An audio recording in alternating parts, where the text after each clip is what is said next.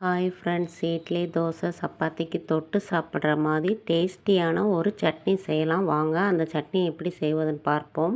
ஒரு கடாயில் எண்ணெய் சேர்த்து உளுந்தம்பருப்பு, கடலைப்பருப்பு, வேர்க்கடலை, காரத்திற்கேற்ப வரமிளகாய், 2 பச்சை மிளகாய், 2 பெரிய சைஸ் வெங்காயம், 2 பழுத்த தக்காளி, கொஞ்சம் புதினா, கொஞ்சம் மல்லிச்செடி, ஒரு கொத்து கருவேப்பிலை, 2 துண்டு இஞ்சி, 3 பல் பூண்டு, ஒரு துண்டு புளி, தேவையான அளவு உப்பு சேர்த்து நல்லா வதக்கி விட்டுக்கோங்க.